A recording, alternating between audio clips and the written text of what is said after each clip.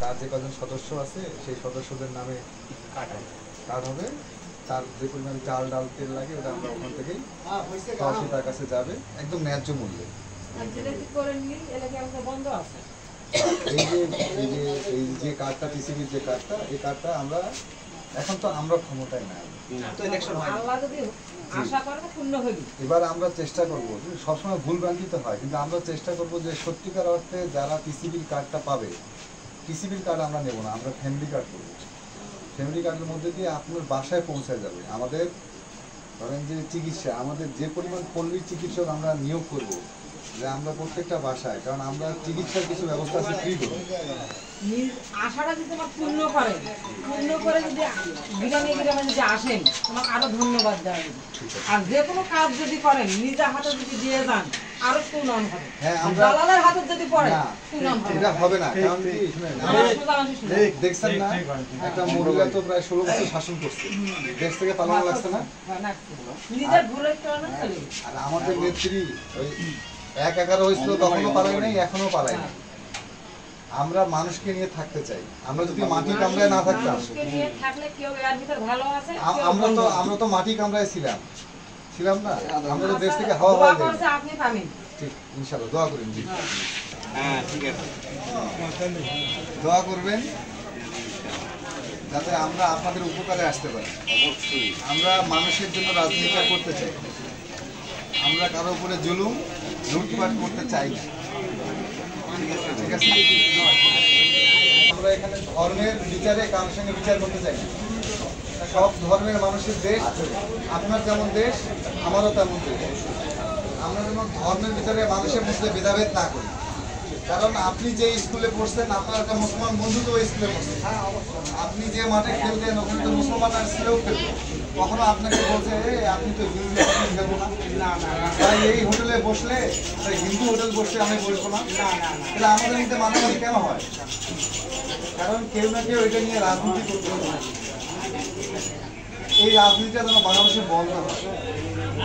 এটা হিন্দুর দেশ, এটা মুসলমানদেরও দেশ, এটা খ্রিস্টানের দেশ, এটা বৌদ্ধ দেশ। সবাই মিলে না থাকলে দেশটা সুন্দর হবে না। কেউ ছিলেন না কেন্দ্রীয় রাজনীতি, একসময় ছাত্রদল করতাম ঢাকা বিশ্ববিদ্যালয় সেন্ট্রালে, এখন আমি স্বেচ্ছাসেবক দলের সেন্ট্রালে বিভিন্ন জেলায় দায়িত্ব পালন করছি। সেন্ট্রালে পলিটিক্স, আমার বাড়ি পার্বতীপুর, আমার স্কুল পার্বতীপুরে, কলেজ রংপুর, আর এরপরে ঢাকা বিশ্ববিদ্যালয়ে।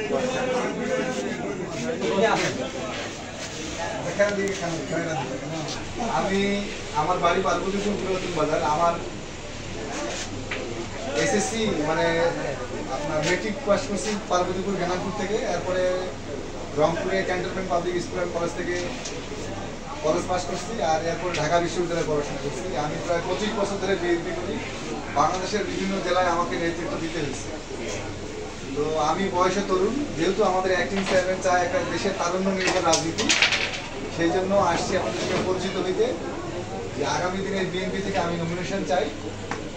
আর তারেক রহমানের একটা 31 দফা আছে, যেটার মধ্য দিয়ে আমরা আসলে বাংলাদেশটা কি পরিবর্তন করতে চাই, যেখানে জুলুম, অন্যায়, অত্যাচার, চাঁদাবাজি থাকবে না। আমি আমার জন্য দোয়া করেন। আমার বাড়ি পার্বতীপুর পুরানো বাড়ি।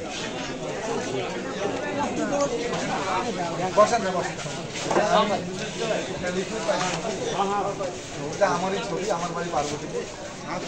যেহেতু আমাদের অ্যাক্টিং চেয়ারম্যান একটা তরুণ মানুষ, সে চায় যে এটা তারুণ্য নির্ভর রাজনীতি সামনে, সেই জন্য আমিও এখানকার নমিনেশন করতেছি। ধানের শীষের বাড়ি পার্বতীপুর, ঢাকায় সেন্ট্রালে মানে কেন্দ্রে রাজনীতি করতাম। তা আমাদেরকে পাঠাইশ দিয়ে আমরা দেশে কিছু পরিবর্তন আনি, যাতে মানুষের খাদ্যের এবং চিকিৎসা নিরাপদ। ওই আমার স্বেচ্ছাসেবক দলের সদস্য, আমি এখন স্বেচ্ছাসেবক দলের সেন্টারে আছি।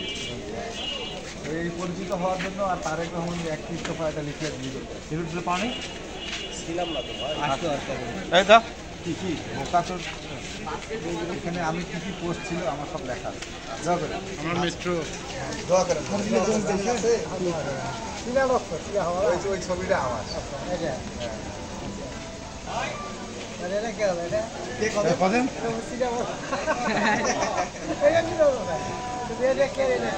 কদিন কে হ্যাঁ দেখ ভালো করে দেখ মানরামি করিস না ভালো করে দেখ আল্লাহ আপনাকে হায়াতে বরকত দান করুন। আমি আইছি তারেক রহমানের একটা বার্তা নিয়ে যে আসলে আমরা কেমন করে দেশটা করতে বলছি। আমরা চাইতেছিলাম যে আমরা কথা দিই, আমরা জুলুম করব, আমরা যা কথা দিই তা পালন করব। এখন হয়তো টুকটাক আমাদের সমস্যা হচ্ছে, সরকারটা না হয়ে পুলিশও অকার্যকর হয়ে আছে। নির্বাচন হয়ে গেলে ইনশাল্লাহ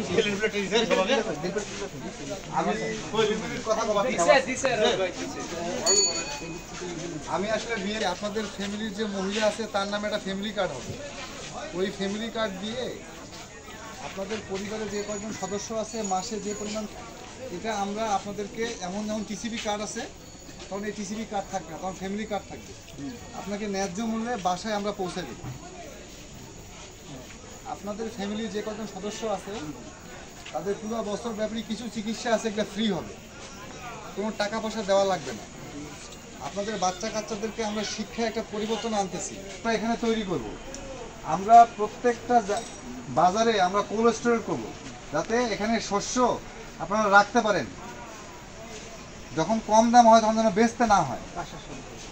তো এগুলোর মধ্য দিয়ে আমরা এই দেশটা গড়তে চাই, কারণ আমরা এ দেশ থেকে কখনো পালায় যাইনি। আমাদের নেত্রীর উপরে এত জুলুম হয়েছে, উনি যদি একটু আপোষ করতো উনি চলে যেতে পারতো, কিন্তু উনি এই দেশ ছেড়ে যায় নাই। ওনার একটা সন্তান মরে গেছে, ওনাকে তাও বলছে উনি না, আমি দেশে। আমরা অন্যায় অত্যাচার ধর্মের লেবাস দিয়ে কখনো মানুষের মধ্যে ভেদাভেদ তৈরি করব না। কারণ একটা হিন্দুর সঙ্গে আমি স্কুলে পড়ছি, তার সঙ্গে মাঠে